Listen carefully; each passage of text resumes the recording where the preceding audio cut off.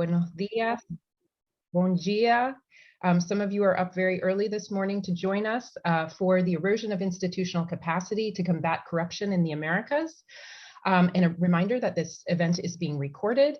My name is Nara Milanish. I am director of CEMECA, the Center for Mexico and Central America, which is a center for research and teaching on the region and in the region at Columbia University in New York.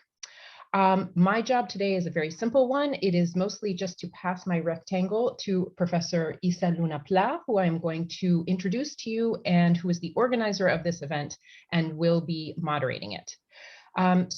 Without further ado, I'd like to introduce Professor Luna Pla, who is a professor at the Instituto de Investigaciones Jurídicas at the UNAM in Mexico with 22 years of teaching, research, and academic outreach experience.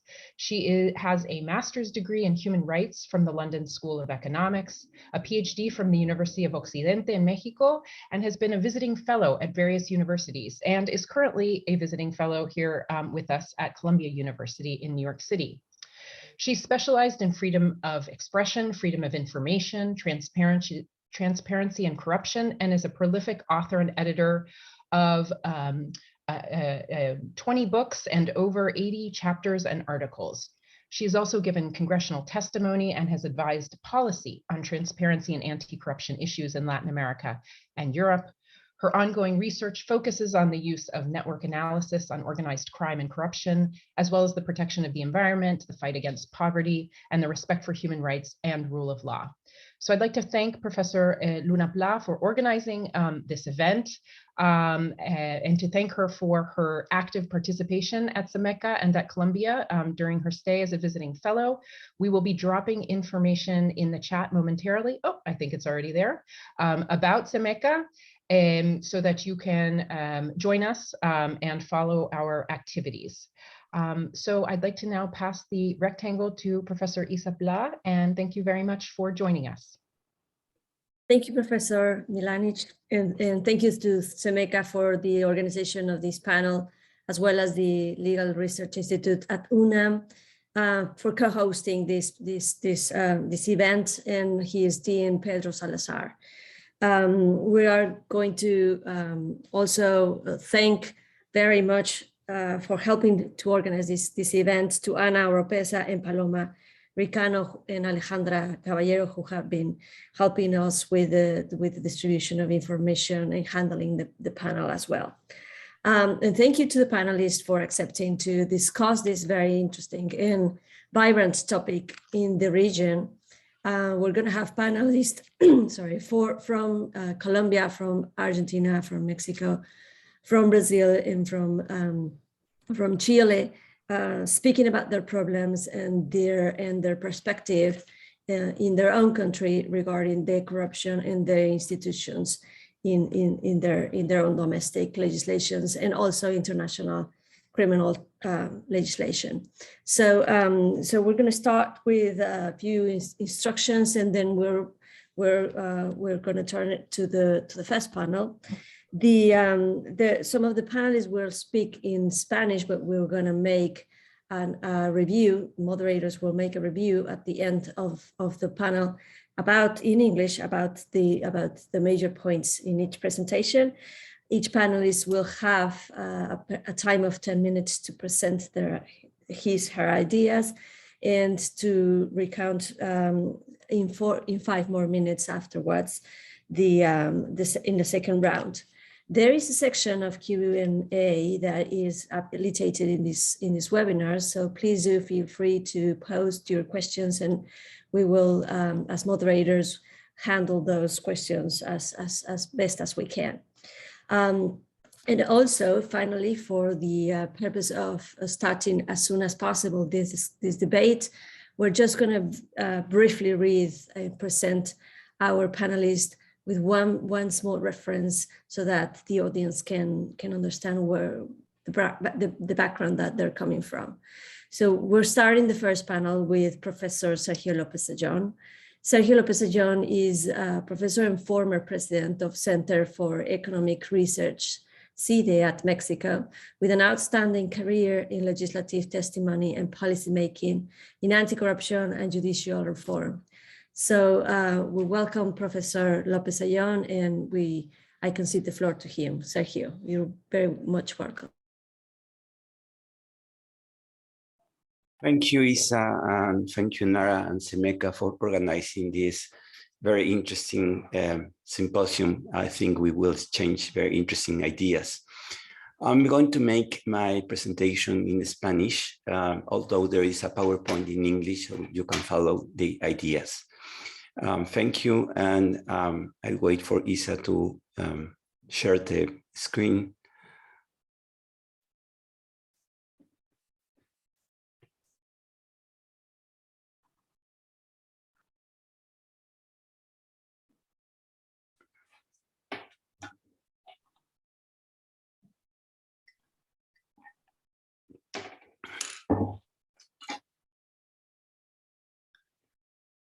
Perfect, thank you, Isa.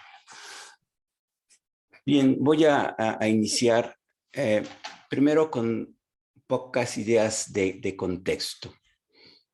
La corrupción es un problema sistémico e institucional que se produce en redes con actores públicos y privados. Históricamente, las políticas anticorrupción en México han fracasado. Podemos trazar una línea desde 1982 y sabemos que no hemos tenido éxito en combatir eficazmente la corrupción. En 2015, luego de un movimiento social muy importante, se hizo una nueva apuesta para combatirla. Sería muy complejo explicarles la historia, pero había tres ideas que quiero destacar. En primer lugar, era lograr una adecuada articulación institucional en las diversas instituciones que participan en el combate a la corrupción. Dos, era mejorar la cantidad y calidad de la información para combatirla. Y en tercer lugar, enfatizar la sanción efectiva contra actos de corrupción. Como resultado de este movimiento, se creó el Sistema Nacional Anticorrupción. Igual es muy complejo explicarles en 5 minutos en qué consiste. Me limitaré a decir que busca articular la acción de 7 instituciones específicas. La Secretaría de la Función Pública, la Auditoría Superior de la Federación, el Instituto Nacional de Acceso a la Información, una figura nueva que es una fiscalía especializada en materia anticorrupción y la acción del Tribunal Administrativo y de la Judicatura Federal para asegurar que todo pudiera correr. Todo esto supervisado por un comité de participación ciudadana integrada por 5 personas y una secretaría ejecutiva. Esta es la estructura a nivel federal que se replica en cada una de las 32 entidades federativas y que además se articula con el Sistema Nacional de Fiscalización. Adelante, Isa. Insisto que es muy complejo explicar la lógica de este sistema, pero muy sintéticamente diré que lo que busca es fortalecer la auditoría interna y la fiscalización externa para poder identificar actos de corrupción y sancionarla y que haya una buena calidad de una revisión judicial independiente. Todo esto implicó un rediseño constitucional, legal e institucional muy complejo y una idea importante es que todo esto iba a estar bajo el control ciudadano a través del Comité de Participación Ciudadana. Adelante, Isa. ¿Qué se necesitaba para que esto funcionara adecuadamente? En primer lugar, se necesitaba una voluntad política muy clara, muy bien definida y una capacidad de liderazgo al más alto nivel para poder articular a todas estas instituciones y que funcionaran en una lógica sistémica. Se requería, desde luego, una exigencia pública continua, se requería la existencia de recursos financieros, la capacitación de los funcionarios públicos que iban a participar en el sistema. Una idea muy importante del sistema era que estaba basado en información, a través de la interconexión y la interoperabilidad de las diferentes bases de datos que existen respecto de los funcionarios públicos, de las compras gubernamentales y de otras específicas. Y todo esto iba a generar una plataforma digital nacional que permitiera explotar la información para combatir la corrupción. Se necesitaba también una política pública bien diseñada y ejecutada, y aquí ISA ayudó al diseño de este documento. Y finalmente, un secretariado técnico eficaz, respetado, y que, déjenme utilizar esta imagen, fuera el cerebro del sistema, fuera el que facilitara la articulación, el que generara la información, el que evaluara la política y que funcionara, digamos, como este centro de coordinación y articulación. Todo esto se reformó en 2015, 2016, 2017, 2018. Empezó con dificultades, hay que decirlo, a conformarse las instituciones, a generarse las bases de datos, a dar los primeros resultados. Y en eso, siguiente lámina, Isa, por favor, llega el presidente López Obrador en 2019. Su llegada marca un punto de quiebre y en algún sentido es algo que se ha llamado una revolución democrática, llega con un gran número de votos, en buena parte generada por el rechazo a la corrupción y por la imagen que tenía el presidente López Obrador de ser un líder incorruptible. Sin embargo, cuando lo vemos un poco a la distancia y con más detalle, la visión de López Obrador de la corrupción es problemática. ¿Por qué? Porque él piensa que es un problema moral más que institucional. Porque él piensa que se resuelve con el ejemplo desde arriba, él dice barrer la escalera de arriba para abajo, donde él es el ejemplo, su gabinete y así hacia abajo de la escala. Porque tiene una profunda desconfianza de las instituciones neoliberales, así los llama él, y el Sistema Nacional Anticorrupción fue creado en ese periodo. Desconfía de la burocracia, desconfía del conocimiento técnico y además ha aplicado una política generalizada de austeridad en el gobierno. El resultado final, como les voy a tratar de ejemplificar, es catastrófico. Veámoslo, empecemos por el lado del dinero. ¿Cuánto se gastan con luchar contra la corrupción en México? La verdad es que es imposible de saber. En 2019 hubo un primer intento por, en el presupuesto, definir cuál era el presupuesto destinado a corrupción. Fue un muy mal ejercicio, salió muy mal, se dejó de hacer y en el presupuesto 2022 hay un nuevo anexo que trata de identificar cuánto se destina a corrupción.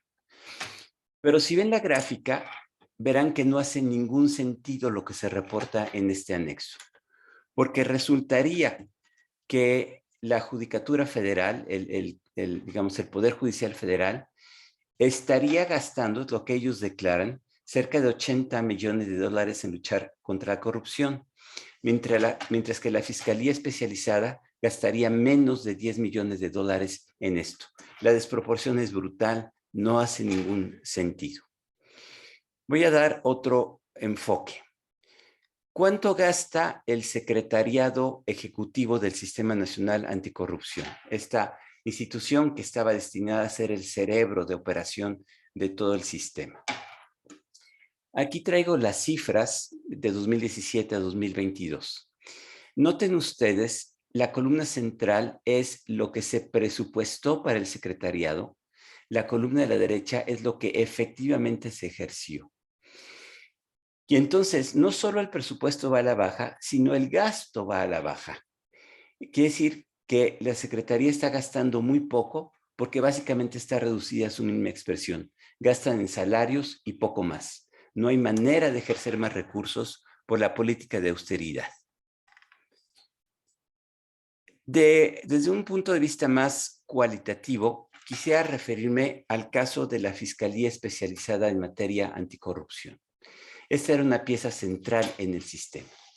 En teoría, en la Constitución, es una fiscalía especializada autónoma con jurisdicción constitucional exclusiva.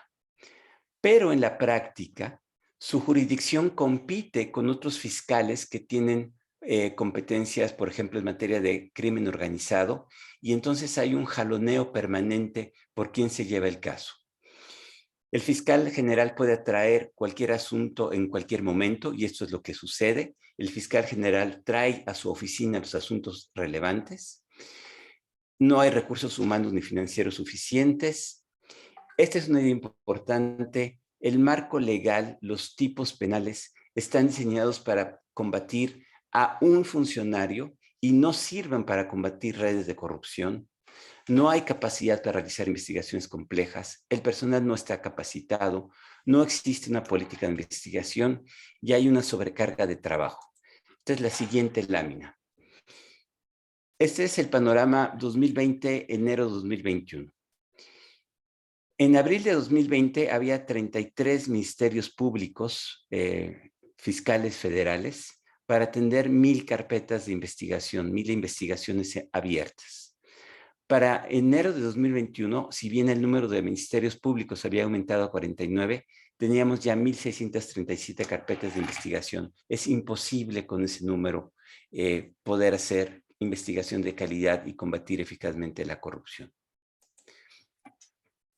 En síntesis, el Sistema Nacional Anticorrupción no ha funcionado, no hay articulación institucional. De hecho, la Auditoría Superior de la Federación ya se salió del sistema, aunque está en ley, ya no atiende las reuniones, ya no reporta al sistema.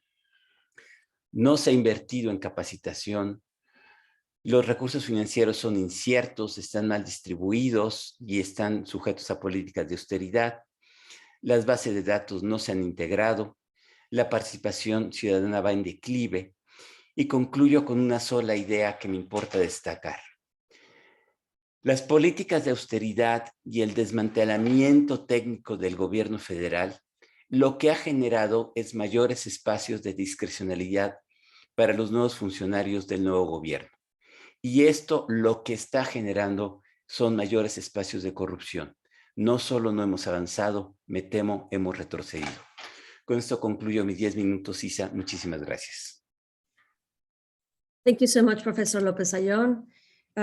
He made a very specific presentation showing, as you could see in the presentation in English, all the numbers of the expenditure by the institutions that conform the system, the national system and the local systems in Mexico. He made the point that this expenditure has not been reflected in activities or actions of enforcement of legal actions by the special prosecution authorities, and that also the system that has been created in 1916 has not been followed by the current president administration in a way that could build capacity, in a way that can have an impact in the capacity, in the building capacity in the institutions, because of the short cuts of the budgets, and also because there is no interest or political will put in the system. So basically, his ideas are on the table, and I'm now going to turn the floor to Professor Christian Pliskov. He is the Dean of the Public Administration School of Catholic University in Chile, and he has a very rich expertise in ethics and administration behavior. Christian, welcome, and the floor is yours.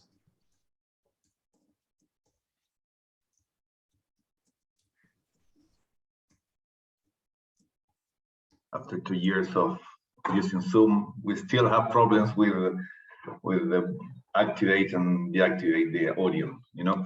So, well, Isa, you have my presentation, so I send you my presentation. But thank you so much for the invitation. I want to thank. I want to say hello to all my colleagues in this panel, and of course I have to say thanks for the invitation to the Institute of Latin American Studies, Columbia University, and all the colleagues there. And I want to talk to you about corruption but my point of view is more, I want to address this issue from an organizational point of view. And I'm going to talk about that from the Chilean perspective. Next. Isa. Well, we know that when we talk about corruption, it's difficult. You know, it's difficult because it has many aspects, dimensions, and also because it's a social phenomenon. So it means that it has the causes of this problem are really are diverse and multifaceted and multi-layered. So it's not easy to address this issue. And also because when we talk about corruption, we usually talk about institutions. So and creating institutions it's not a matter of 1 day or 2 days, 1 year, 2 years. It takes time to create institutions, and as Professor Lopez just mentioned, sometimes the governments make decisions that affect these institutions, and sometimes we have a clear formal framework of institution, but the informal dimension of this institution is not working, and sometimes the effect is the contrary. So and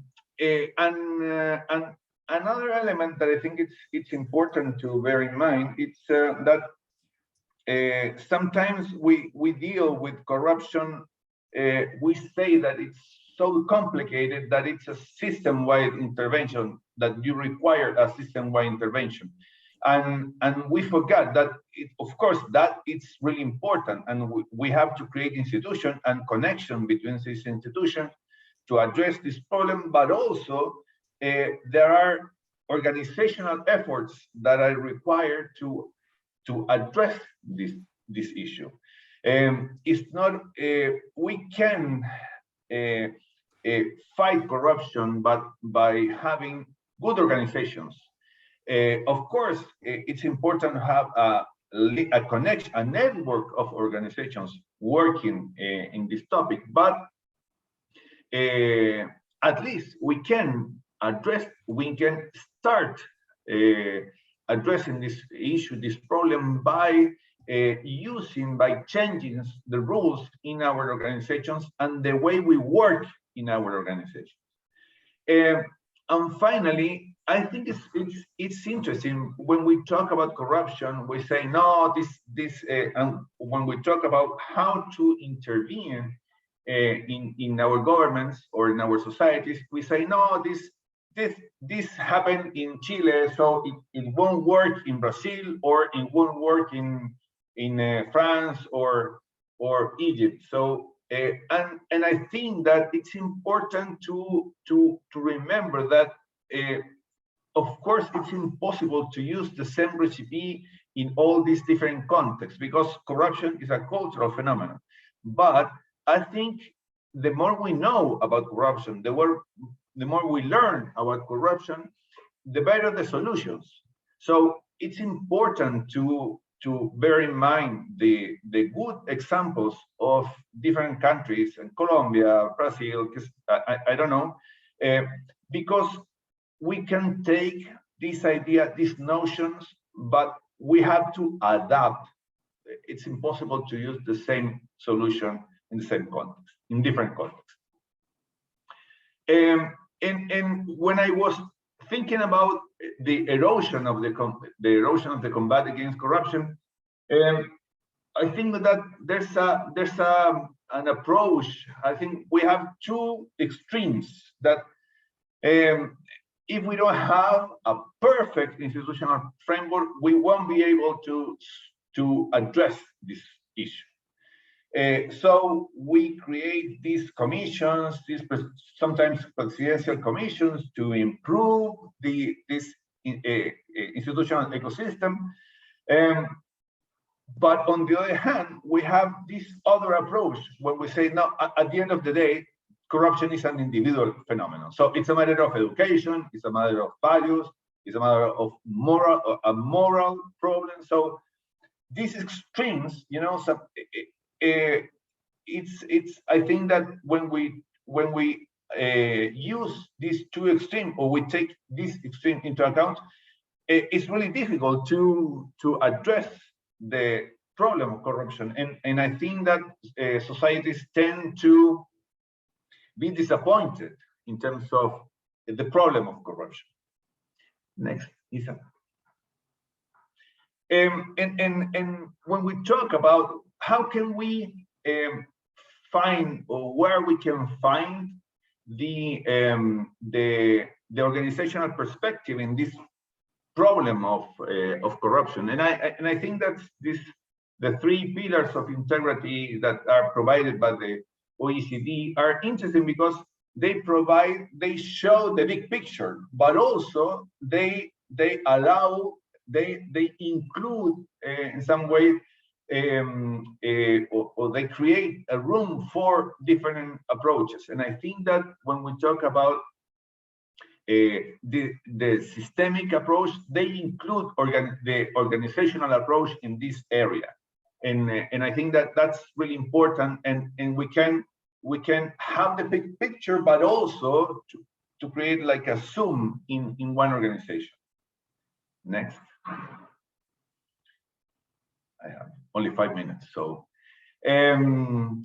when we talk about corruption from an organizational level perspective, I think that there are three dimensions that are really important: having ethical leaders, having ethical practices, and having ethical reinforcement in organizations. So when we talk about the erosion of institutional capacity, when we don't have ethical leaders, when we don't have ethical practices, or when we don't have ethical reinforcement, the possibility of the erosion of the institutional capacity are higher. I mean, it's higher. So, and I think that that it's important to have this dimension into account to fight this problem, to address this problem.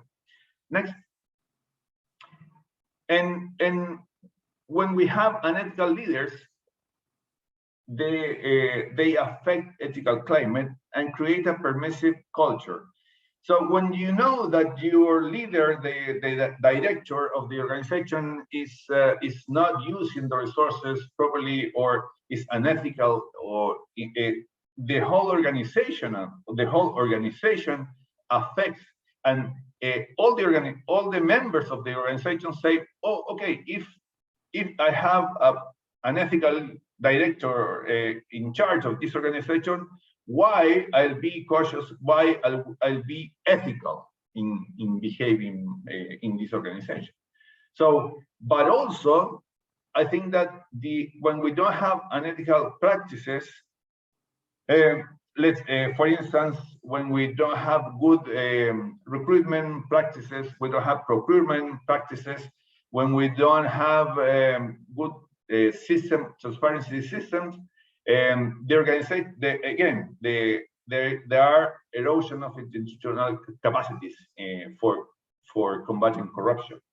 So, and also I think that one element that is really important to maintain our spirit or our intention of addressing the problem of corruption is creating ethical reinforcement.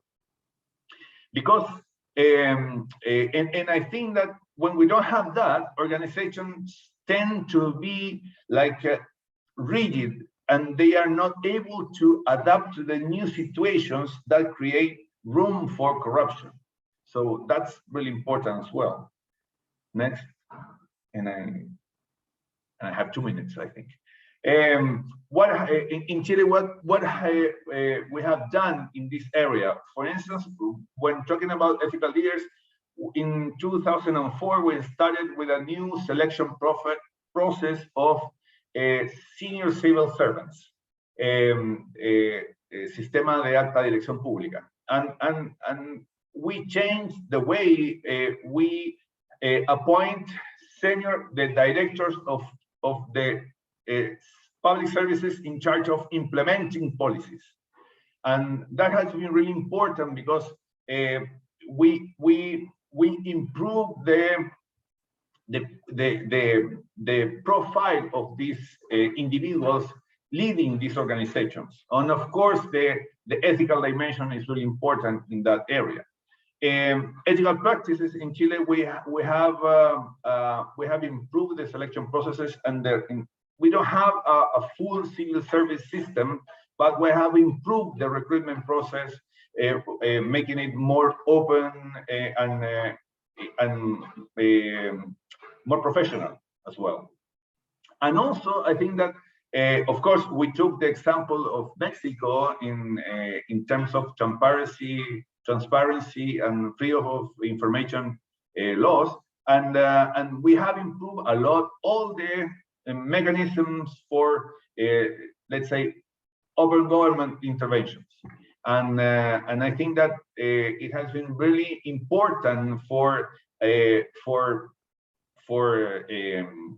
having more information regarding the public system, and several entities like in particular journalists and NGOs have used that information for questioning the system and for finding room for corruption. And I think that it has been quite successful in many ways. And finally, I think that the ethical reinforcement, we have more interventions, but at least the use of the code of ethics and ethical trainings have been really important in talking about ethics in public services. And I think that that's really important, because we need more conversation. We need to talk about what is accepted and what is not accepted. And I think that code of ethics are a really good tool for that.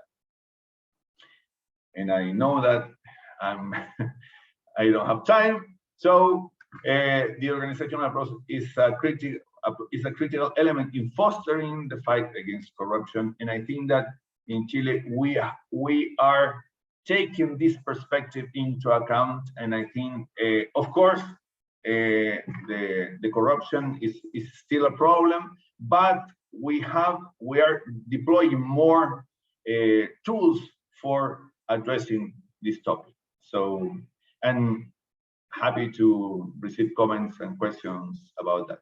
Thank you. Thank you so much, Professor Pliskov. We will definitely come back with you with some more questions in regarding to the new administration as well. Now I give the floor to Professor Roberto Saba.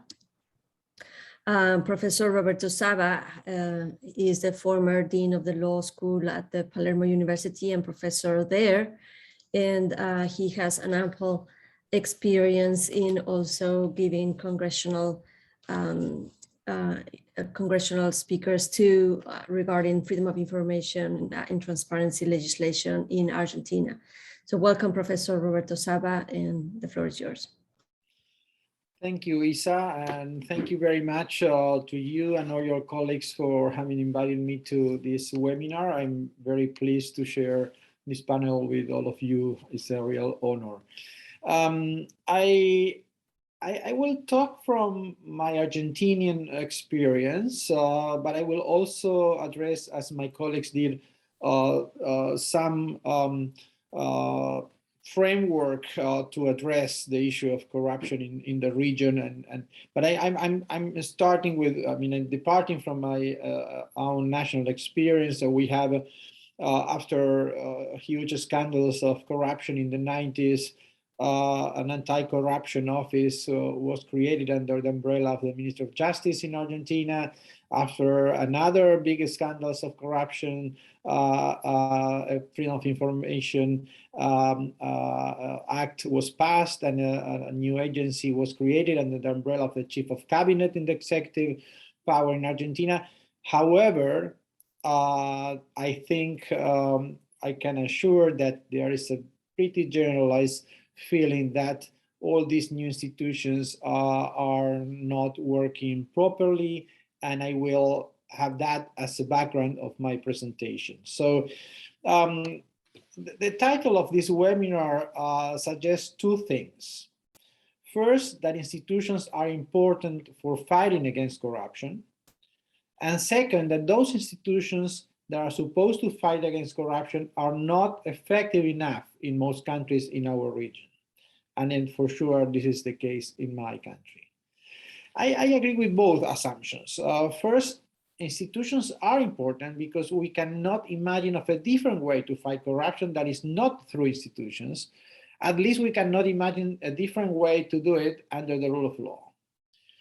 However, not all institutions or any institution are suited or equipped to address the different aspects of the complex phenomena that was just described by my colleague from Chile that we call corruption, such as macro corruption, micro corruption, systemic corruption, transnational corruption, etc. If institutions are not well designed or equipped to achieve these goals we think they should pursue, then most people will surely be frustrated by the performance of these institutions, and that frustration may lead to profound disappointment, not only with these particular institutions, but with the whole democratic system itself and institutions in general. I think that is connected with Sergio's presentation in Mexico. I can give another example from my country in a similar fashion. After all, the wrong idea that institutions and democracy are themselves the problem behind the problem of corruption is becoming unfortunately stronger in many countries, creating the conditions for populist and undemocratic leaders to emerge and gather support. The issue about what institutions we are talking about and how those institutions should be designed is fundamental for achieving progress in the fight against corruption. There are many national and international institutions that are related to the fight against corruption and the problem they may have. Let me focus now on three of them very briefly that are key in addressing corruption at the national level and that in the case of Argentina are considered to be ineffective in this fight.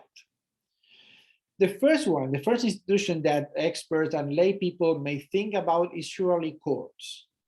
However, courts have two problems in the fight against corruption, at least in the kind of corruption we have in our region.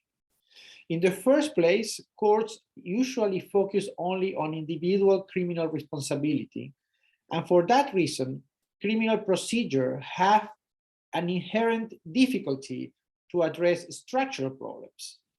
When corruption is systemic, as my two colleagues referred to before, as many other experts believe it is in Latin America and the Caribbean, criminal justice is very important, but it is not enough to fight this kind of corruption.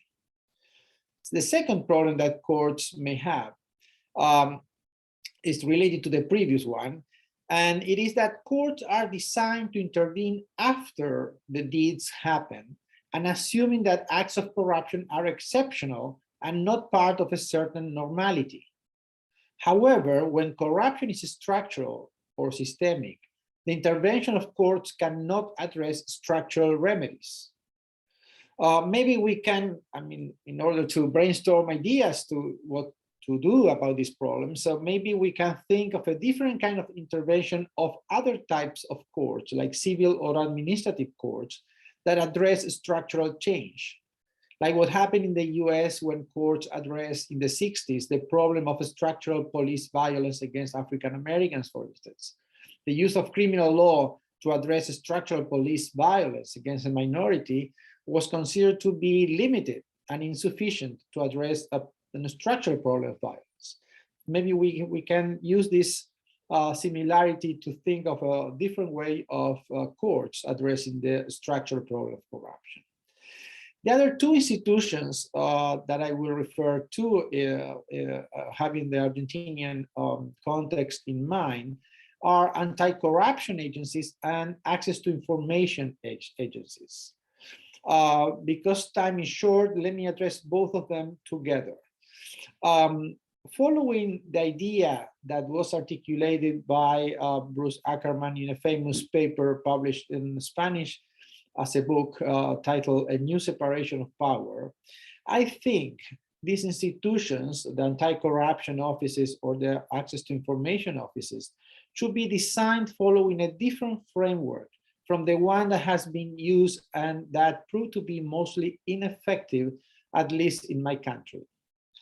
The point is that the old and good idea of separation of powers articulated in the 18th century by Montesquieu is insufficient for addressing the problems of modern and complex administrative state.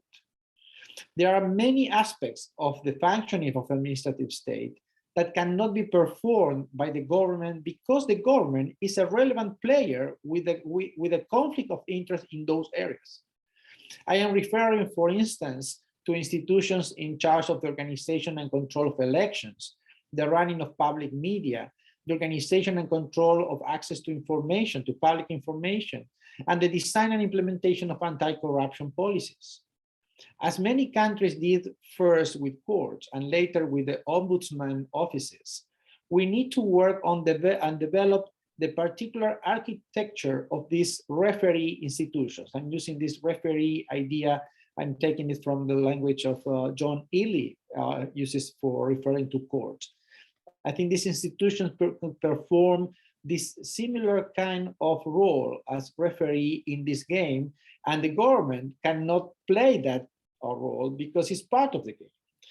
These institutions cannot be under the control of the most relevant player with an interest in their functioning or not functioning, the government. The architecture, this architecture I'm referring to, as once happened with the courts, must include, for instance, a particular design of the appointment and removal process of the officials that run them, the protection of the budget assigned to do the job, the tenure for its officials that should not overlap with the election of government officials, and so on. I'm thinking of, we need to think of a particular architecture that can create this kind of independence we need from the government. In sum, I think I'm almost on time, we need to think of a new separation of powers that create more than 3 of them and protects their independence and effectiveness for being able to play their role as referees on the democratic system. I think that, just to finish with the Argentinian case again, the functioning of the anti-corruption office and the functioning of the access to public information agencies. The first one depending directly from the Minister of Justice, the second one depending directly from the Chief of Cabinet. I'm not saying that are completely ineffective. I'm sure they have done many good things, but we cannot expect, the big main player of the game to be at the same time the referee of the game. Thank you very much. Well, thanks to you, Professor Saba, in this very interesting presentation about the Argentinian case, but I'm sure that this is the case also in Mexico and Chile, where, pointing the idea about the efficacy of the judiciaries in those countries. So maybe with the last minutes of this panel, we should concentrate perhaps in some of these questions, which is also one addressed by one of the members of our audience, asking what if the judicial system is involved in corruption, and what kind of actions can citizens take to avoid the conditions and strengthen democracy, the democratic state. So may I start with in the same order with Professor Lopez-Ayon for final remarks, and thank you for for your question, Luis Enrique Portillo.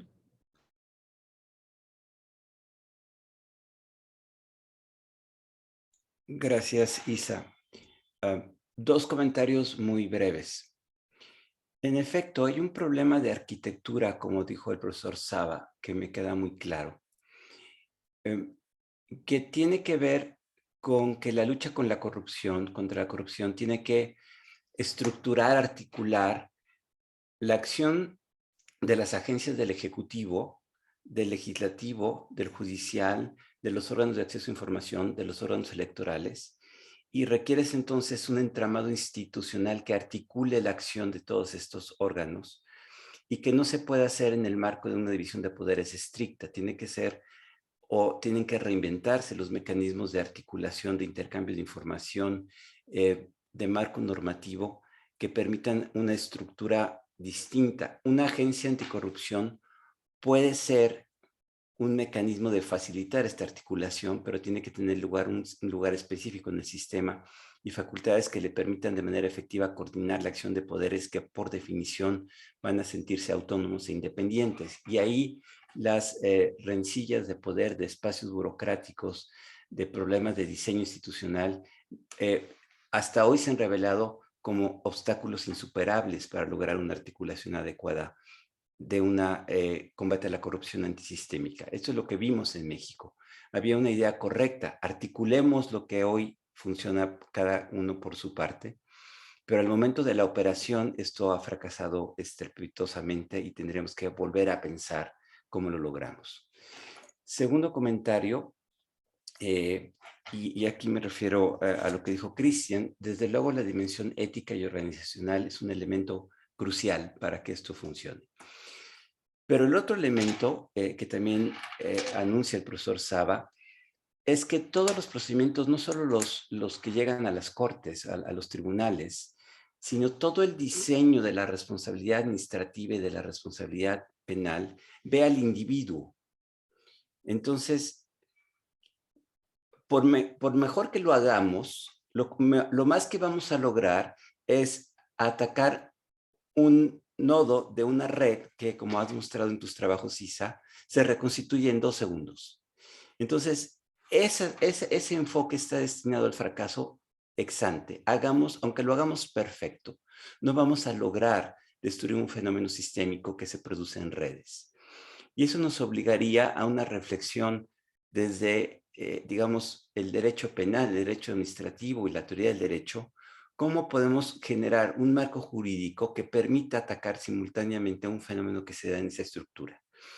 Muy probablemente es la prevención, la información, no los mecanismos penales y administrativos los que nos van a dar la respuesta, pero lo tenemos que afrontar como un problema sistémico y qué tan capaz es el derecho, al menos en la vertiente que conocemos, de atacar estos problemas. Creo que ahí hay un tema de reflexión muy relevante y ojalá este coloquio nos permita enfrentarlo juntos. Aquí necesitamos mucha reflexión, mucha experiencia y una manera diferente de pensar el fenómeno desde el punto de vista jurídico e institucional.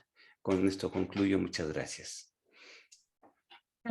Thank you. Professor Lopez-Ollón has just pointed that the complexity of the phenomenon of corruption has been exceeds in many ways the traditional organizational design of institutions and procurement institutions, also fighting corruption.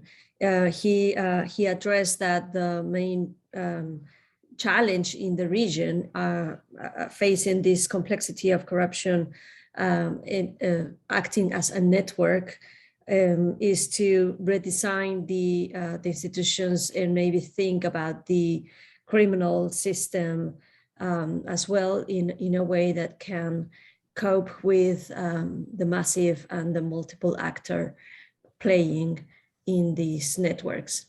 So now I turn the floor to Christian. Professor Christian, please go, please.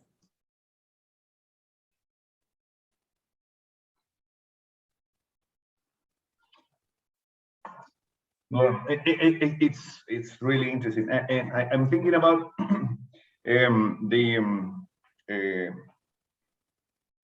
that at the end of the day we have to change the culture, right? So I think in some way, in what we have found in many corruption scandals, for instance, here in Chile, is that the many things that are seen from the citizens that that in the organizations are seen as normal.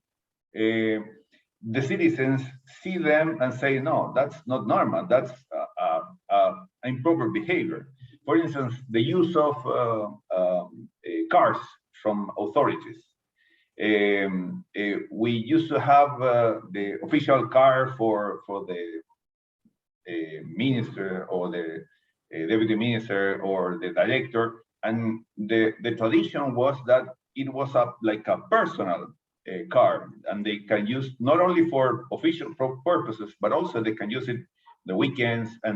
But the society saw that behavior and they started to complain, and saying, no, that's not normal. It's not normal that you are using your car for going to the beach or going to the mountains. No, that's not an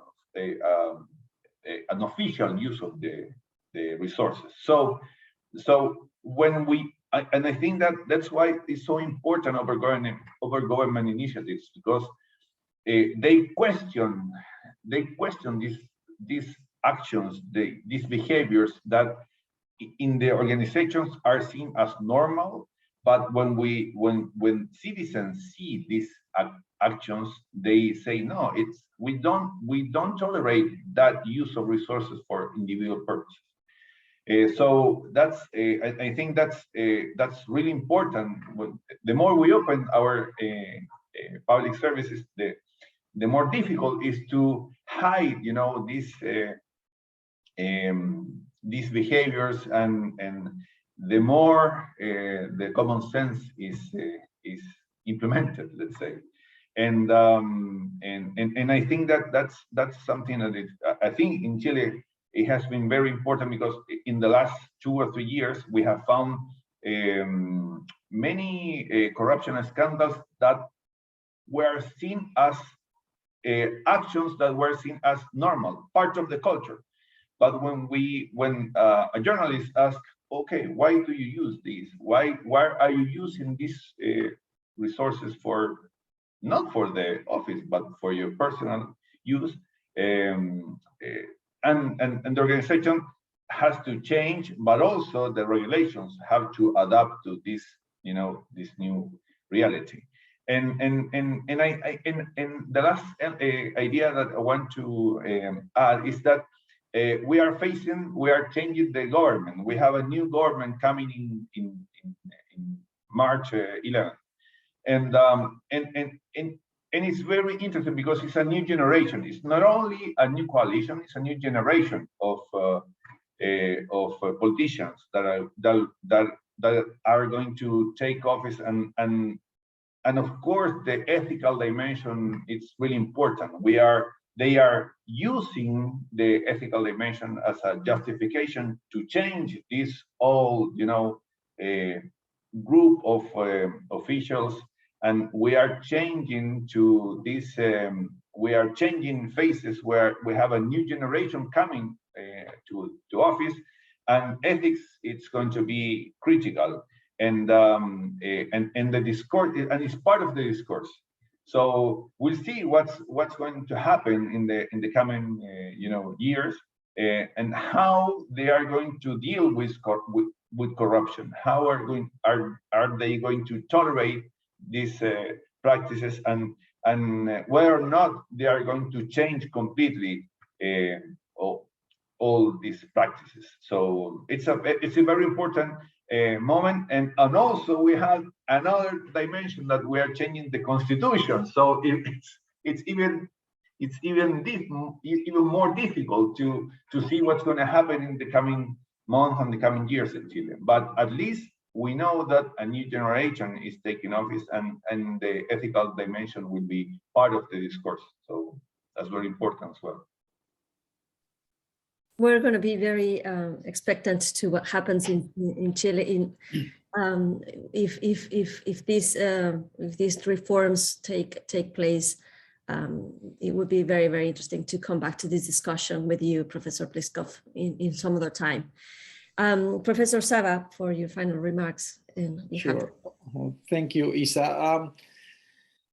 I will probably surely be very schematic and simplistic, but I think that as we could see in this debate discussion, we may have three different approaches to the problem of corruption. The first one is, this is an ethical issue. Of course, we all agree. I mean, corruption is about ethics, it's about principles.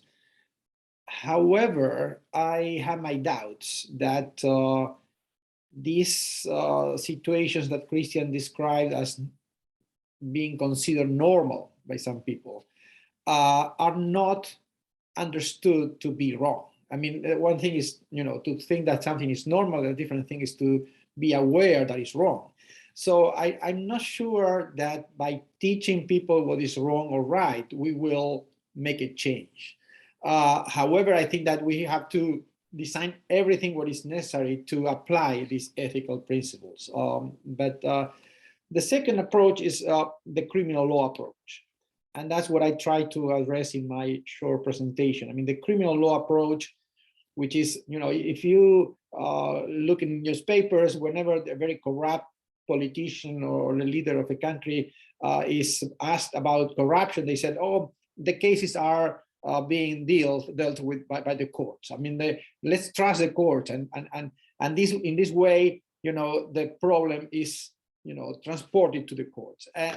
But I do think that when corruption is systemic and corruption is so pervasive, and it is in many of our countries, and as the international cases that we will discuss in the second panel will show, criminal courts are unable to address the problem. And it was said by my two colleagues before. Because the criminal procedure, the criminal courts were designed for exceptional and deviated cases. It was not designed for structural corruption. That's why I made this parallel with the structural violence against minorities in some countries. I mean, the courts were designed to find the violent policeman who beat a person in the streets, but it was not designed to address the issue of structural violence in police. So we need a different approach, and that's why I try to bring this third approach that I think we agree with my colleagues that is a very important approach, which is we need to design institutions differently. We need to provide anti-corruption and public access to public information agencies of independence, and we can do it. We have to design it. The big problem here is not how to do it, which is a very complex issue, is how to make change happen. Because usually those who are responsible for corruption are the ones who have the power to make the change. And this is where civil society comes into the picture. I don't think any of these changes can happen without civil society being active and claiming for a change. Thank you. Thanks to you. You have been like a very, very good participants in this panel. We are on time finishing, and absolutely, please stay for the next panel, because two criminal experts are basically going to address these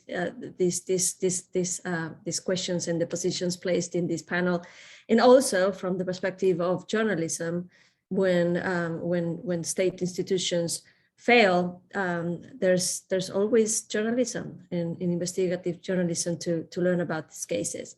So please stay for the next panel, and I shall just present the moderator of the next panel, which is Professor Hugo Concha. Professor Hugo Concha, he is a full-time professor in the Legal Research Institute at UNAM in Mexico City, and he has a very long career and expertise in judicial reform and anti-corruption measures as well. Welcome, Professor Hugo Concha, and the floor and the panelist is yours. Thank you very much, Isa. It's for me a pleasure to be with all of you. A real pleasure, a real honor. I really appreciate it. And of course, thank you very much for the Institute of Latin American Studies and all the staff that has made this event possible. We will turn now to the second panel that deals with financial crimes and international corruption cases. And we have three really rock stars that are going to be with us. We have Penilei Ramirez. She is a New York-based journalist studying at the Graduate School of Journalism at Columbia University. And she has been a member of the research teams of investigative journalism for the Panama Papers and the Pandora Papers, documenting international corruption cases. I should add that there's a lot of people like myself that are every week waiting for Penilei's new column that all the time bring us a lot of information and a lot of real research journalism of the highest level. So it's an honor to have Penilei here with us today. Then we will have Carmen Eloisa Ruiz Lopez. Carmen is the Dean of the Center for Research of Law and Philosophy at Universidad Externado in Colombia and has outstanding experience at representing corporations and governments in international criminal cases. Welcome, Carmen. And finally, we have Vladimir Aras, who is a federal appellate prosecutor in Brazil with a remarkable career in intelligence groups and task forces against economic and financial crimes. So we have a journalist, an academic, and a practical federal appellate prosecutor. So we have a real interesting panel going on. So please, we will start with Penilei. Penilei, you will have 10 minutes for the first round, just like the other panel. And then after that, we will have another 5 to 7 minutes, depending on our time. We have 1 hour in total to have other type of comments after the presentations. And I will have some time to see if there are any questions to make to you. So Penilei, welcome. Well, thank you so much for having me today. As Hugo said, I'm now living in New York because I'm currently studying a Master of Arts in the Graduate School of Journalism here at Columbia. I'm in a specialization in business and economics journalism because I want to have better skills to follow the money, which is part of the reason we are here today. So I'm having such fun here at Columbia, learning accounting and corporate finances and doing a lot of fun things that I hope that it will turn into fun stories in the future, the kind of stories that all the people here united today like and enjoy. And as I'm a storyteller, I didn't have any presentation. I wanna tell you a little bit about my experience as an investigative journalist and how would the journalists deal with this main problem, which I think is part of the remarks of the first panel, which is criminal corruption involving financial corruption is transnational, is cross-border corruption. So we need, as journalists, to narrow our skills to investigate those transnational stories. But also, every national institution is facing the same problem. So you are facing the same problem of this is an international cross-border problem, but you have national, sometimes local tools to solve it or to try to deal with this. And I think that's way, academia and politicians or government officials and journalists, we are facing the same kind of challenges. So after working for 7 years and as the investigative correspondent for the Univision investigative unit in Mexico City, I must say that there are a couple of things I want to do in this part of my remarks, which is first, and it was also included in the presentation for this panel, what are today the institutional capacities that government have to prevent and combat this corruption?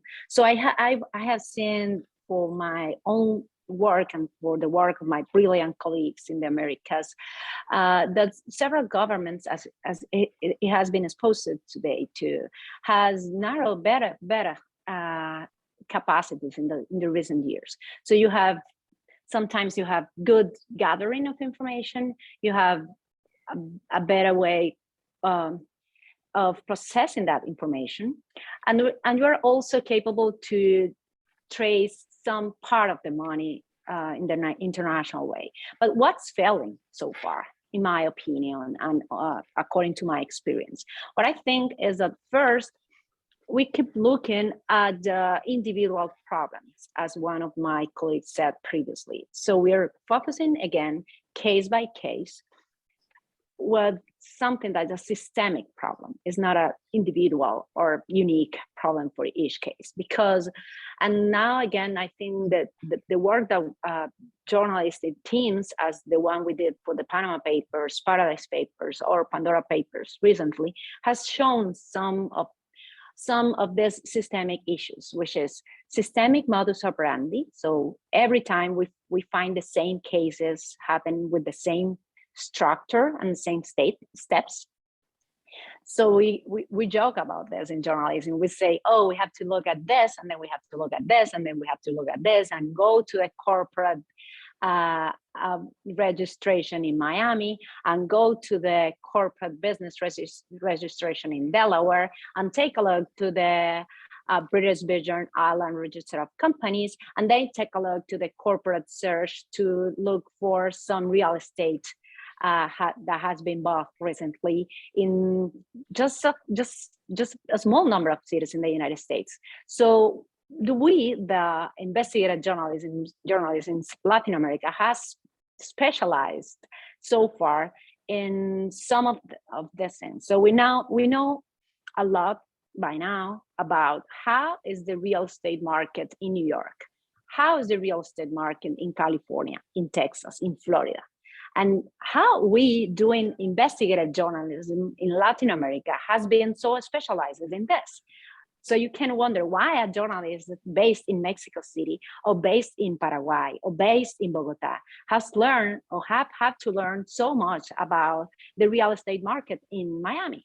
And the thing is that each time we keep finding the same track. We keep finding, no matter who is the person we are investigating, they are creating companies, most of the times in Panama, now in Delaware, now in Channel Island or British Virgin Island, and they are using that companies to buy properties, mostly in Florida, mostly in Texas. For some of the politicians and drug smugglers and cartels in Mexico, we have found several corporations used to buy real estate properties in Texas, but also in California. So the trace is the same. You have a shell company created mostly in those countries that I just said. Now we know, thanks to this reporting we have done for the Pandora Papers, that there are several offices, law offices, not just Mossack Fonseca as we did for the Panama Papers, but also now we know about Alcogal, which was a really powerful law firm that took many of the clients that moved away from Mossack Fonseca. So talking about the past, we have seen this. We have seen they create a company, they use it to buy real estate, and they use it to pay briberies using that real estate.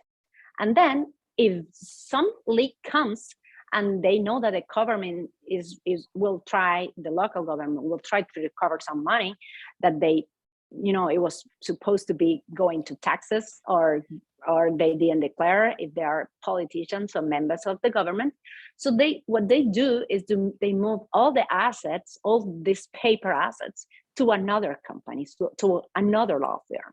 So we know this for now, and we know it from a perspective of it was almost 12 million documents we analyzed for the Panama Papers, and more than 12 million documents we analyzed last year for the Pandora Papers. So we know this path exists.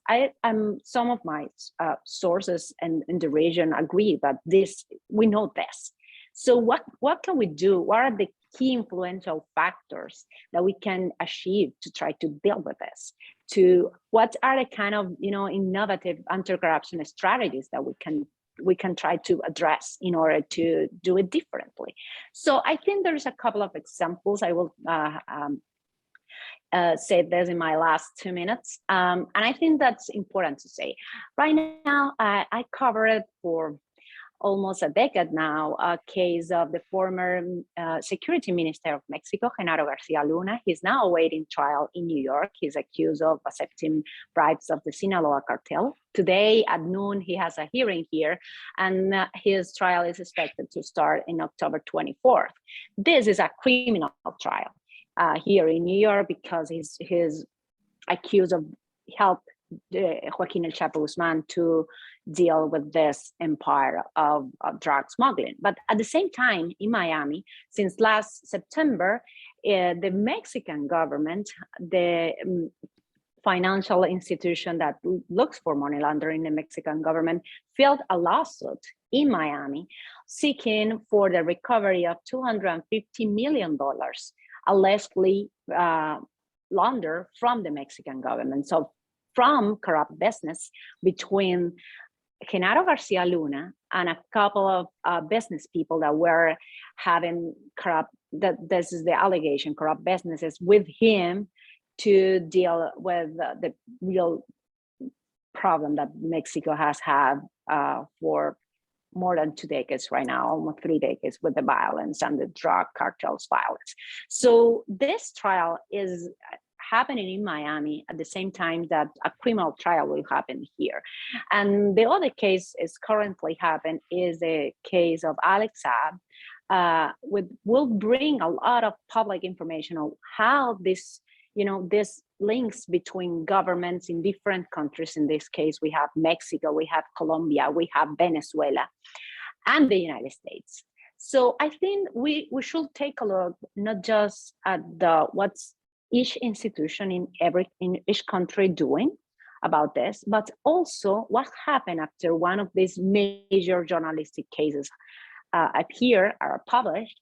What happened in between? What we know from the Panama Papers is that more than $2 billion has been recovered in taxes for different countries. And now we know that several cases has ended up in lawsuits in the United States, who will bring more information, not just about the specific cases, but also, as I said, about the systemic efforts done or not done to address those issues. So this is my first part, and I'm looking forward to talk a little bit more in my last 5 minutes.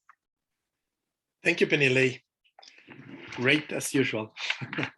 Thank you very much. I remind all our participants that if you have any question or any comment that you want to do to the presentators, please write them in the answers and sections of the Zoom, and I will try to bring them up on the second round after the first initial presentations. So now it's time for Carmen Eloisa Ruiz López. You have 10 minutes, Carmen. Buen día, muchas gracias, Hugo. Un saludo para todas las personas que nos acompañan, a los colegas con sus intervenciones muy interesantes. Y bueno, en los 10 minutos que me han correspondido voy a compartir la pantalla con ustedes. Bueno, ya lo ha hecho acá Isa. Muchas gracias, mi intervención la voy a hacer en español. El tema, básicamente, ustedes ya lo han expuesto. Me voy a centrar en cuáles han sido las medidas o los mecanismos, y he seleccionado algunos en el ámbito internacional, para combatir la corrupción. Es claro que es un problema transnacional, es evidente que no es un problema solamente de América Latina. De hecho, en las medidas internacionales que se están generando en este momento, como lo señalaba Penile, encontramos corrupción con países corruptores y también países receptores de la corrupción. Es una interacción, es un interacto. Dentro de esas diferentes actividades, mecanismos en torno a la corrupción, Isa, yo te voy a pedir que me la ayudes a pasar. Gracias.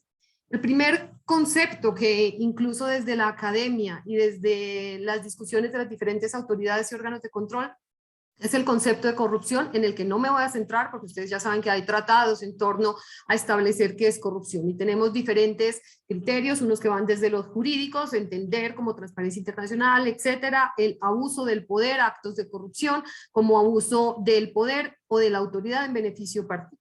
Luego tenemos otras concepciones que han ganado en este momento, que están muy centradas a la exposición que realizaba el colega chileno, y son actos que vulneran la ética, que afectan la ética. Y luego tenemos unas posiciones como las que ha liderado, si se quiere, en Europa, Alemania, por ejemplo, que son los acuerdos ilícitos. Dentro de esas diferentes concepciones, y acá hemos tratado de agrupar las discusiones que se han dado desde el punto de vista académico y en la praxis en torno a la corrupción, porque hemos tratado incluso de identificar con las autoridades que persiguen la corrupción cuál es la característica, el elemento común desde la corrupción punible, y a veces ellos mismos no lo tienen muy claro.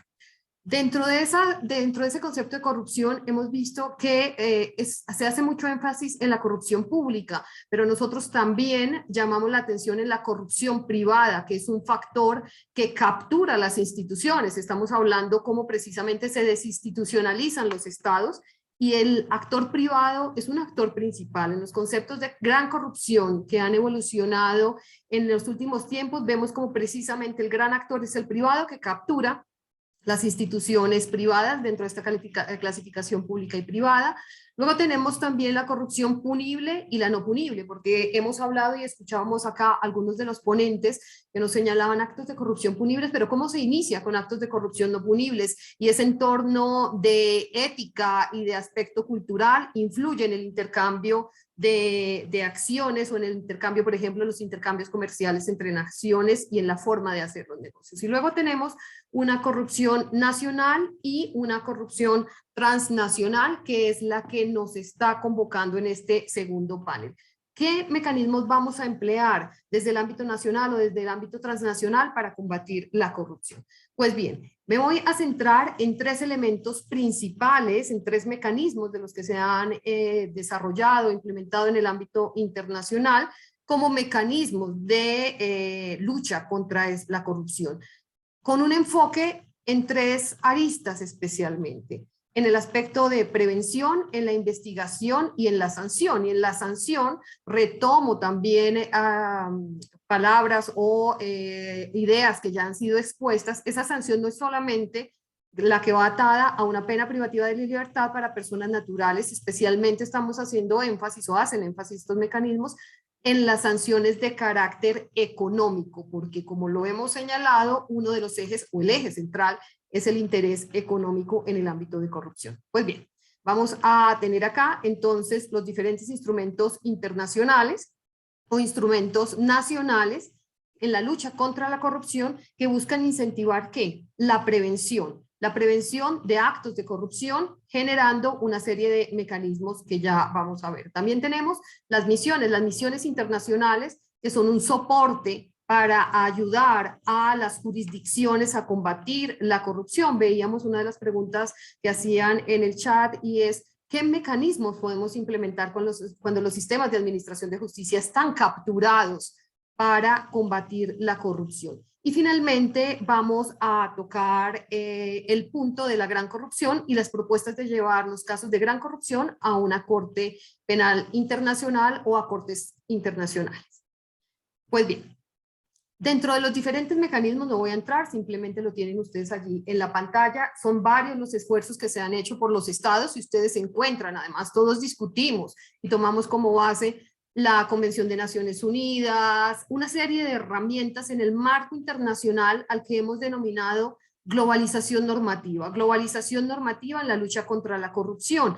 Las más recientes medidas, por ejemplo, adoptadas por la OCDE en la convención de la OCDE para combatir y luchar contra este tipo de actos, creo que han sido las que han permitido el desarrollo tanto en el sector público como en el sector privado. Llama la atención cómo estos mecanismos internacionales luego son acogidos e implementados en los organismos o en los órdenes internos nacionales y generan una serie de medidas. Entonces ustedes encuentran allí, por ejemplo, una serie de instrumentos del orden nacional con trascendencia internacional que se derivan precisamente de esos mecanismos internacionales, de esas regulaciones normativas internacionales que sugieren o invitan a tomar medidas. Y vemos cómo en el ámbito, por ejemplo, internacional han tomado gran relevancia, no solamente la Fcpe norteamericana, que ha sido un pionero, diferentes regulaciones en el ámbito nacional, pero repito, con trascendencia internacional, como la norma anticorrupción británica, como la SAPAN 2 de Francia, como la norma anticorrupción de Canadá. Y si vemos luego en América Latina, vemos cómo como consecuencia de las implementaciones de la OCDE, de las invitaciones de la OCDE, hemos desarrollado o incorporado en nuestros países normas que también llevan o recogen estas invitaciones e implementan diferentes medidas, llegando a las sanciones penales, en donde podemos pasar, Isa, encontramos que algunos de estos instrumentos del orden nacional nos lleva a un punto de discusión en América Latina, y es la implementación de la responsabilidad penal de las personas jurídicas. La responsabilidad penal de las personas jurídicas se ha venido implementando en algunos de los estados como mecanismo de prevención y sanción para combatir actos de corrupción. Tenemos varios países que no están o que no han implementado la responsabilidad penal de las personas jurídicas, entre ellos Colombia, pero que sí han fortalecido el sistema de sanciones. En esta parte de fortalecer sistemas de sanciones y de tomar, por ejemplo, la responsabilidad penal de las personas jurídicas, ¿en qué se está haciendo énfasis? Se hace énfasis en los códigos de ética, en los códigos de conducta, en esa cultura ética de la que ya se habló en el panel anterior, en donde se invita precisamente a crear, tanto en el sector público como en el sector privado, una cultura de principios éticos de manera anterior a los mecanismos de sanción y de investigación penal, si se quiere. Podemos continuar. Gracias, Isa. Llegamos a las misiones. Las misiones internacionales han sido un mecanismo útil, como les señalaba.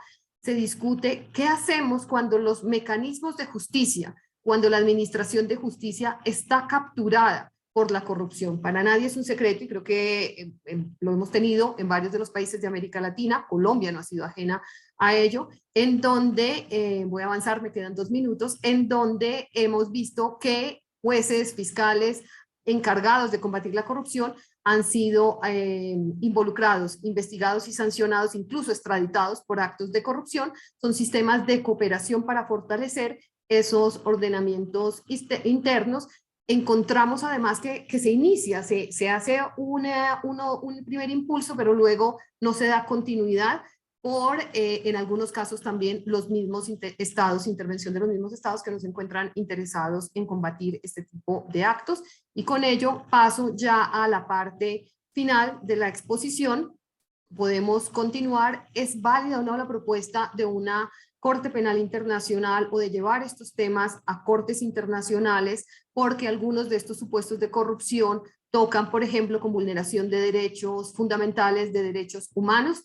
Llamo la atención desde el punto de vista jurídico algunos problemas que debemos solucionar. Por ejemplo, el factor de competencia, principio de soberanidad, jurisdicción universal, incluso el mismo principio de legalidad, para entrar, pasamos al cuadro siguiente, a una diferenciación clara de lo que son los crímenes transnacionales y lo que son los crímenes internacionales. Si empezamos a llevar los actos de corrupción a cortes internacionales, vamos a ver que nos va a afectar en las demás tipologías. Tendríamos que llevar, por ejemplo, casos de terrorismo, de lavado de activos, de delitos medioambientales, de tipologías que tienen una dimensión transnacional. que son muy diferentes a los fundamentos que se trae para llevar los crímenes internacionales como crímenes internacionales sin perjuicio de que los actos de corrupción, por ejemplo, puedan afectar derechos humanos o puedan afectar medio ambiente, que son los mecanismos con los que se está haciendo en este momento el link para proponer capturar algunos de estos temas, llevar algunos de estos temas a cortes internacionales. Y finalmente, ¿cuál sería entonces la propuesta? Y esto nos permite tener incluso un diálogo con las ponencias o los ponentes anteriores. Creo que después de diferentes evaluaciones y diferentes estudios, volvemos al punto de partida y es fortalecer los sistemas de cooperación internacional, fortalecer las sanciones económicas. Por ejemplo, hay una figura muy importante que es la extinción de dominio, que no quedó en la presentación, pero que es muy importante, es perseguir esos capitales, la extradición, la asistencia en materia probatoria, en intercambio de pruebas, la cooperación internacional respecto a fortalecer procedimientos, tecnología, y desde el punto de vista ya no jurídico, la participación de los ciudadanos, los sistemas de delación, la implementación de tecnologías y la generación de mecanismos de delación y de seguimientos de los procesos penales que se inician. Con ello, creo que he terminado en estos 10 minutos y podemos iniciar un diálogo para resolver preguntas más adelante. Thank you very much, Carmen. I'm sorry to hurry you with the time, but we do only have an hour. I hope that in the next 5 minutes you will be able to explore a little bit more, especially your conclusions that are very, very interesting. I will try briefly to make a summary of Carmen's presentation, although fortunately she made her presentation in English, so all of you could read it or see it. She has presented us a very interesting analysis on how the international scenario is prepared to fight corruption. She addressed 3 main areas: the international regulation that has to be in accordance with national regulations, the way in which international missions are also carry on to investigate or reinforce many times national institutions when they are taken or they cannot do their work properly.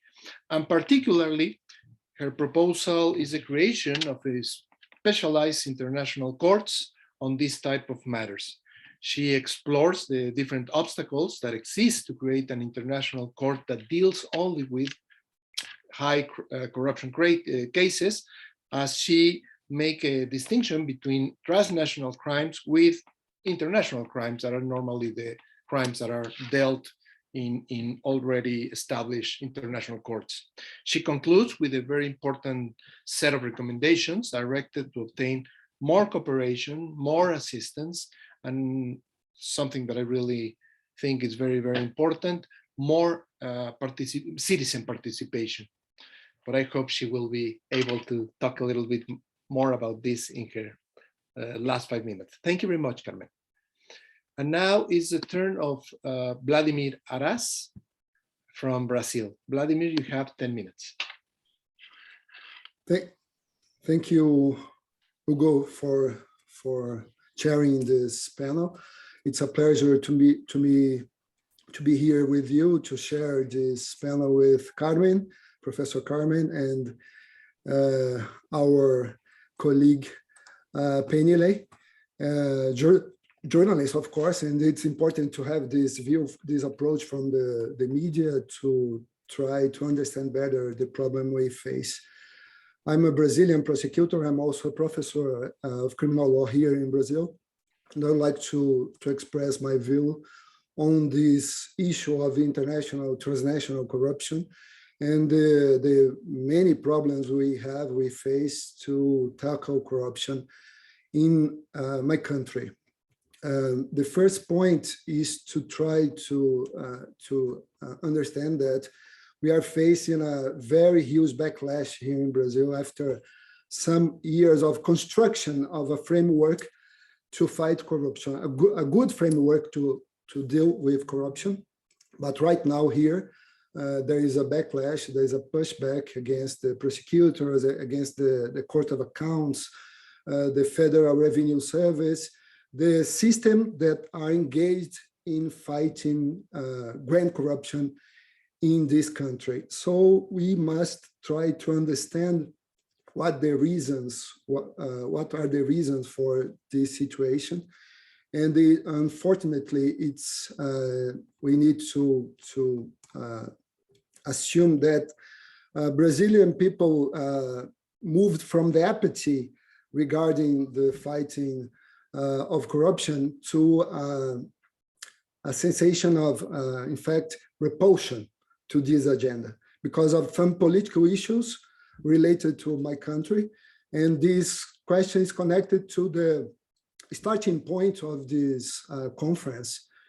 Some of the problems that can be diagnosed when it comes to deal with grand corruption involving political parties, involving huge corporations, and of course, try to tackle grand corruption in a third world country. And in my view, in my opinion, we have a very good framework. At least we had a very good framework until last year to deal with this subject. But in 2021, one of the most important laws in Brazil to tackle corruption was reformed. And it was not a very good reform performed by the legislative. It was a deformation of our framework. It's a kind of erosion of our legal framework to deal with this subject.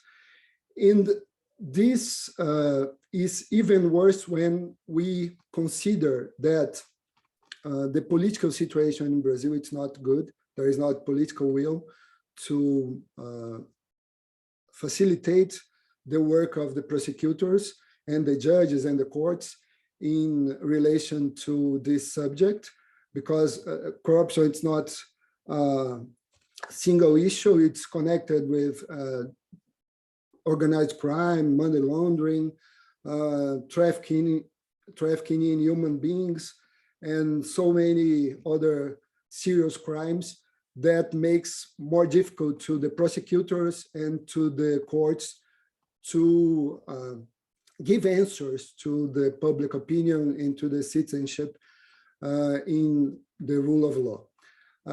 I think we have to talk about some initiatives and some strategies that I think could be useful in order to approach this issue when it comes to the criminal law implementation.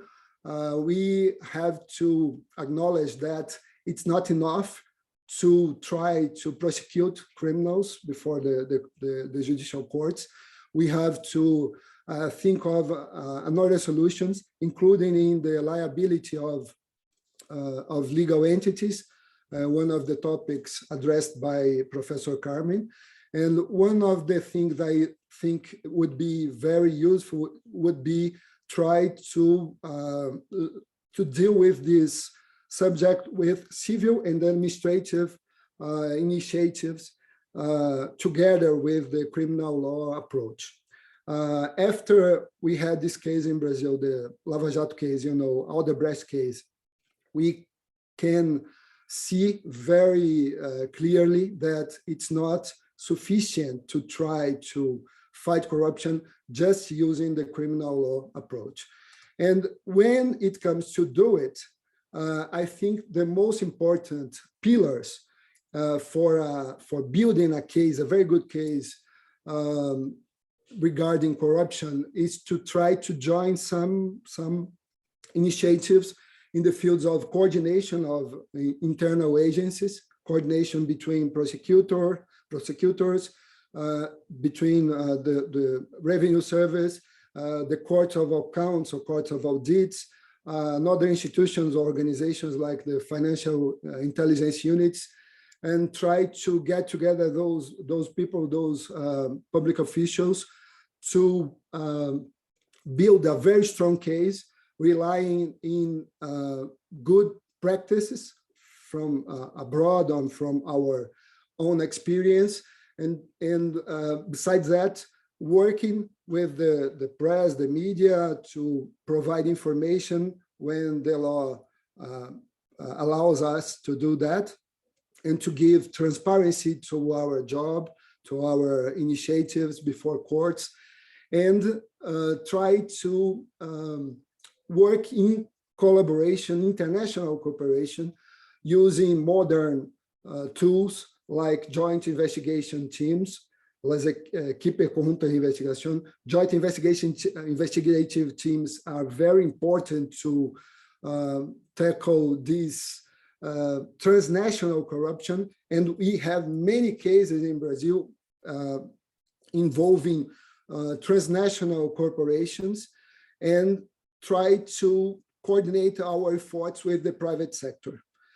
Because, as you know, and the press and the media shows us, it's important to work together with the financial institutions. And this war that we unfortunately see right now in Europe is shedding some light in one topic. I think it's very important. It's the situation of the beneficial owner.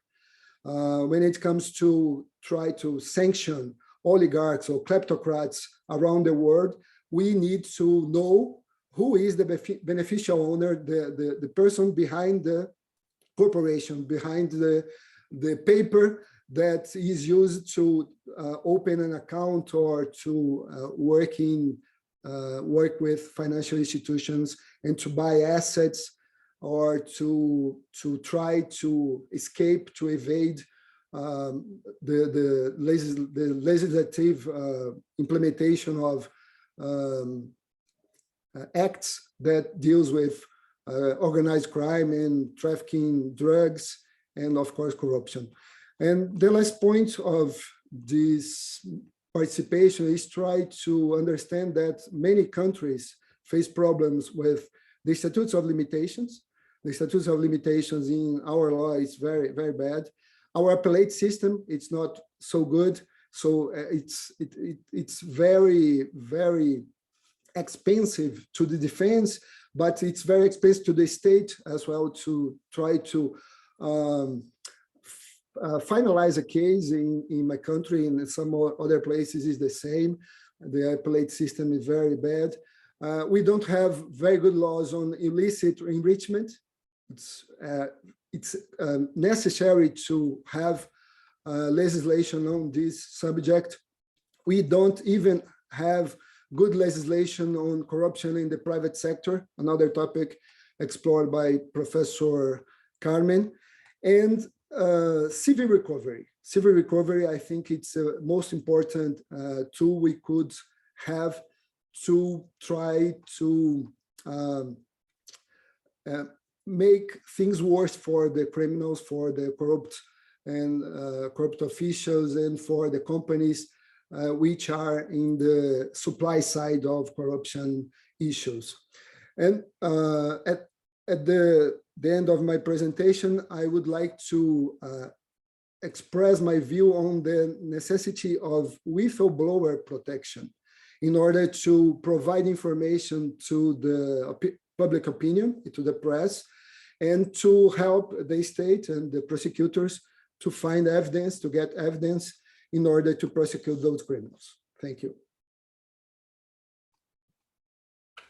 Thank you, Vladimir. Very, very interesting and very connected with many of the things that have been addressed by your previous participants. I was thinking how the judicial and the prosecutor institutions finally are very limited to do their job effectively with corruption cases. Okay, now we will have to, like 5 minutes in the same order that you presented originally. Let me simply make, we have one question from Josue Misael Benitez Garcia. He said that, are there currently international organizations that fight corruption and persecute its actors internationally? Where can you file a complaint? Well, Carmen's specifically presentation dealt a little bit with these issues, but maybe she will help him a little bit more with the second part of his question, dealing with how can a file can be and a complaint can be filed in these organizations. But first I will give, again, Penny Lay the microphone, please. Wow, thank you so much. And thank you for your remarks, Carmen and Vladimir. I have enjoyed so much hearing you. So I wanna wrap up a little bit my initial remarks dealing with two things that Carmen and Vladimir said in their presentations. And I think that's part of the key of this problem. So as we only have only 5 more minutes, I will just mention a couple of them. First, I think that we have been criticizing what's not working so far, but I want to address a little bit of what I think it's working.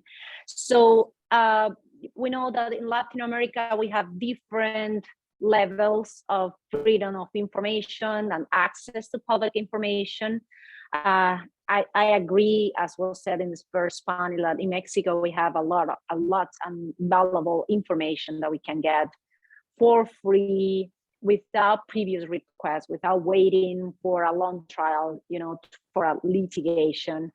And sometimes I must say, I have found better quality information in public open databases in Mexico than the United States. So even the United States, which we know that have this long tradition with the FOIA request. And so I want to say that I think it's really important to acknowledge and to make a public acknowledgement of how important it is to defend and maintain those transparency institutions.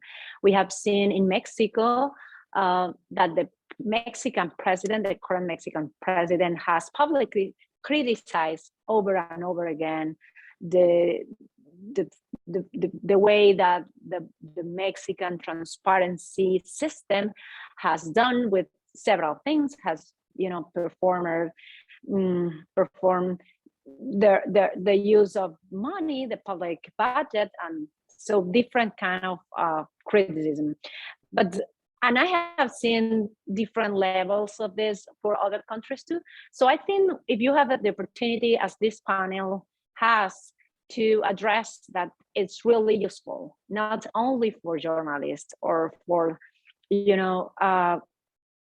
people in the academia, but also even for people doing prosecutors. And I think it's really important to do that remark, that the transparency is important.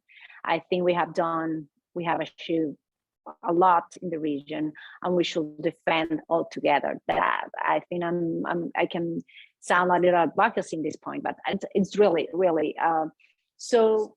Going back to what I said in my first presentation about my work as an investigative journalist for Univision in this project, Panama Papers, Paradise Papers, and Pandora Papers, I have seen that some of the things that you have said, and my colleagues have said, are really, really key and essential to the work that we, the journalists, do.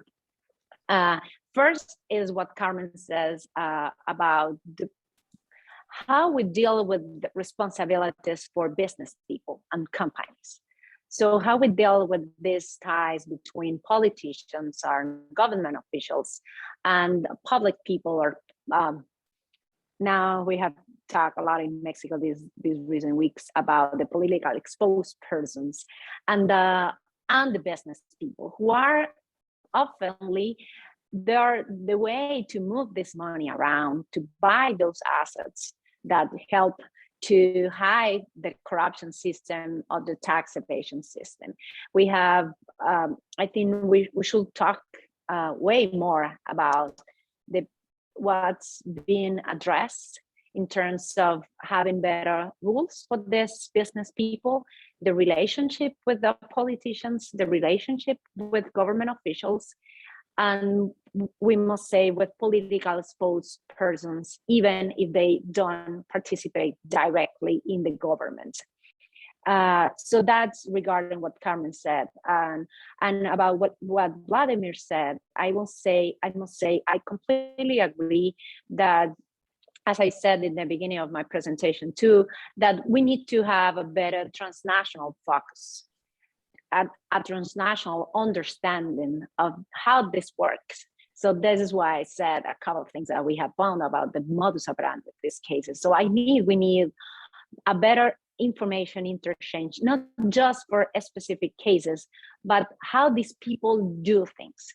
Because what we have learned from these cases, from the Lava Jato case in Brazil, from the Alex Saab case in Colombia, from the Garcia Luna's case in Mexico, and for this international cases that we have investigated as a collaborative projects in journalism, is that sometimes it's the same law firm working for several clients, from a soccer player in Uruguay to the pop star Shakira, to former presidents in different countries. As it is the same law firm, so they will act the same way because they have the same procedures.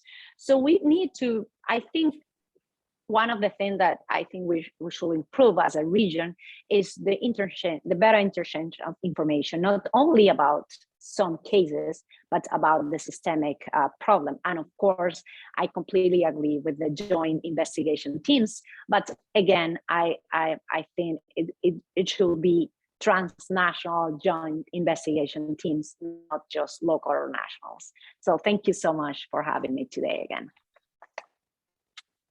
Thank you, Penilei.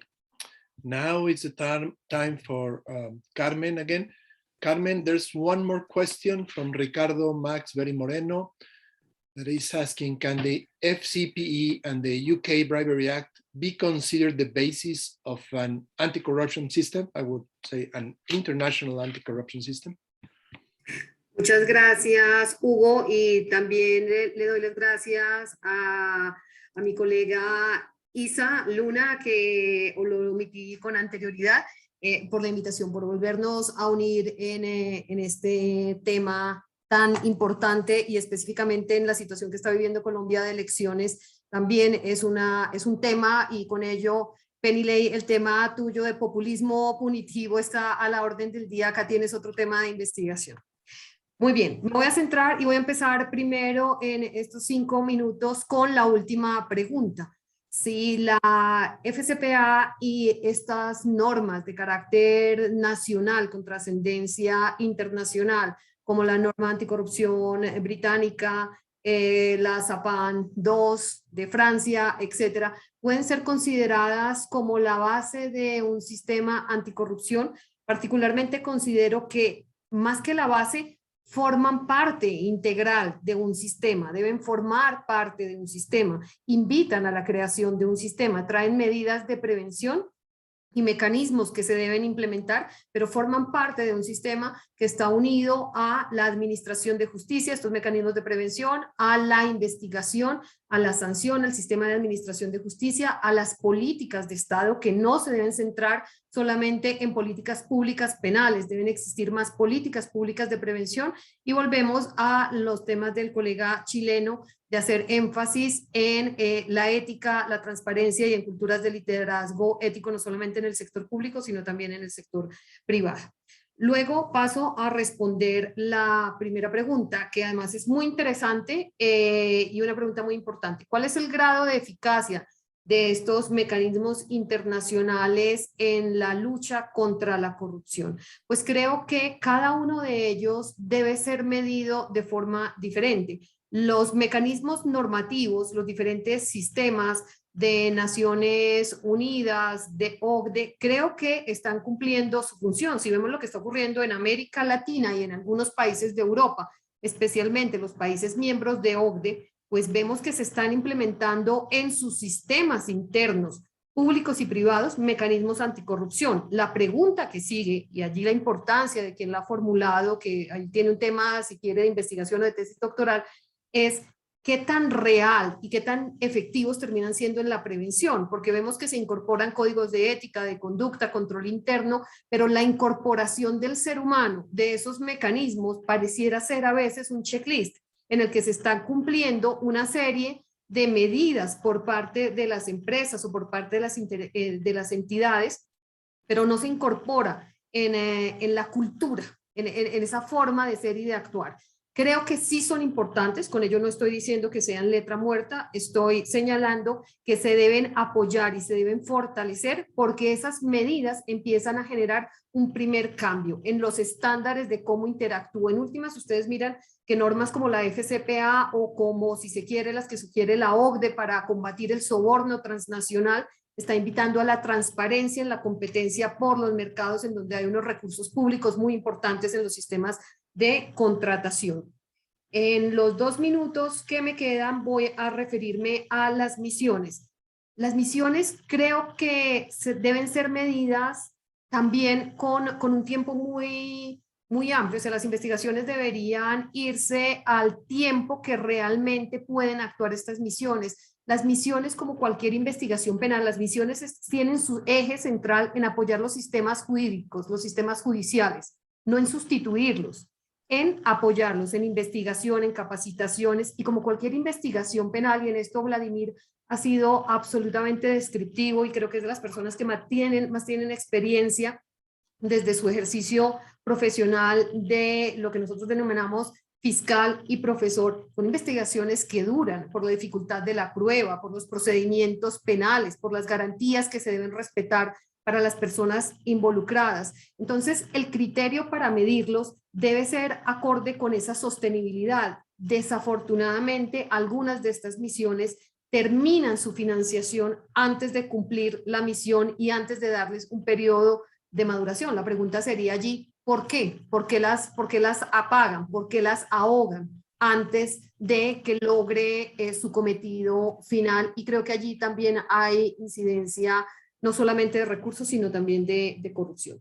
Y en el último punto, lo que también veo es que no va a ser muy efectivo llevar estos temas a una Corte Penal Internacional. Sí creo que la eficacia está mostrada en algo que mencionaban Penilei y Vladimir, la cooperación internacional. Si nos unimos para fortalecer esos sistemas nacionales con unos intercambios de pruebas, intercambios técnicos, creo que vamos a lograr una medida más eficaz que llevar estos temas a cortes internacionales, en donde es posible que se tenga algún caso que sea muy sonado, pero no para combatir los casos de corrupción y gran corrupción que afectan en este momento a América Latina y al mundo, porque repito, es un tema en el que no estamos aislados. Los grandes casos han venido de capitales de países europeos y países norteamericanos. Es un sistema de corrupción en el que interactuamos todos. Con ello, Hugo, creo que he dado respuesta. Gracias. Thank you very much, Carmen. Yes, you answer everything that was asked, but telling many important things that I'm not sure that I will be able to summarize. Briefly, I will try. What Carmen is saying is that the Fcpe and the UK Bribery Act, as well as many other international statutes, anti-corruption statutes, more than creating a new anti-corruption system, are part of the existing anti-corruption system and dealt in, or try to deal in accordance with national systems, with national institutions, dealing with justice administration, with prevention, with sanctions, and basically with state policies. I think that the most important thing that Carmen is saying, rather than trying to repeat everything that she just said, is that we're all part of a big international corruption system. Countries, institutions are not really dealing effectively because the corruption finds always many ways of expressing in different environments. No? So we really need more cooperation, we need more collaboration.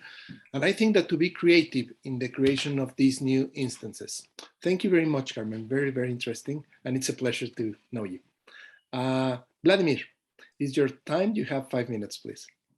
Thank you, Hugo. I'd like to thank Isa again for inviting me to be here.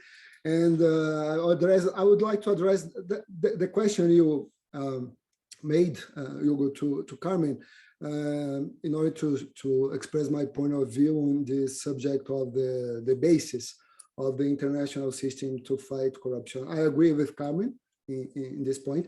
And I would say that the system is based, the international system is based on UNCAC, United Nations Convention Against Corruption, of course, the OECD Convention, Anti-Bribery Convention of OECD, and our Inter-American Convention Against Corruption from 1996. I think those treaties are very important to build this framework. Besides another agreements in international treaties from Europe and from other regions of the world. And those treaties are very connected with the municipal legislation, the domestic legislation from the different countries, like those mentioned, UK Bribery Act, the Fcpa, and of course, WASAPAN, as Carmen explained, and other legislations in Colombia, in Brazil, in Mexico. As for Brazil, we have the Brazilian Anti-Corruption Act from 2013. It's a very good legislation, and it has this extraterritorial reach, very similar to the Fcpa. Another point I would like to comment related to the implementation of some agreements, some tools in order to solve cases related to corruption and bribery when it comes to the negotiated settlements. I think it's very important just not to try to send criminals to court to face trials, but also implement some solutions related to these negotiated settlements, very much recommended by the OECD, the working group on bribery, for example, and they are very useful for dealing with transnational case of bribery. In Odebrecht case, for example, we had this settlement between Brazil, US, and Switzerland in order to close the case against two Brazilian companies, Petrobras and Braskem. Besides that, I think we should try to engage not only the corporations, the private sector in this fight against corruption, but also the political parties. Without involving the political parties, it will be very difficult to solve this problem, because if the political party is not compliant with the anti-corruption legislation, it will be very difficult to protect the public interest and to prevent that politicians be elected running for that party or the another party and get the position in the public administration or in the legislative and become legislators and become governors, become mayors, become the president, or maybe another kind of head of administrative bodies. And the political party can function as a filter to prevent those people, those persons involved in corruption, already involved in corruption, from running to a public position. And of course, the importance of raising public awareness in order to make people understand that they have their way to protect the public interest against corruption, voting in the right persons, the ones committed with the political will of fighting corruption. And my last words are related to the problems we face in international cooperation. I think mutual legal assistance is not enough because there are many problems between different jurisdictions, and maybe we could try to implement and to improve the initiatives from the OAS or from the United Nations, creating more international bodies to fight corruption, like the ones we had in El Salvador, or the one we had in Guatemala, CICIG, or the other one which never was never implemented in Ecuador, the SEIS Commission, the Committee of Experts to Fight Corruption in those countries. I think it's very important to coordinate our efforts internationally and nationally using those mechanisms, those international bodies, and of course, trying to work together through joint investigation teams like Penilei has had. Thank you. Thank you very much, Vladimir. Well, thank you, Penilei, Carmen, Vladimir. And I now pass the microphone to Isa for our departure. Thank you so much.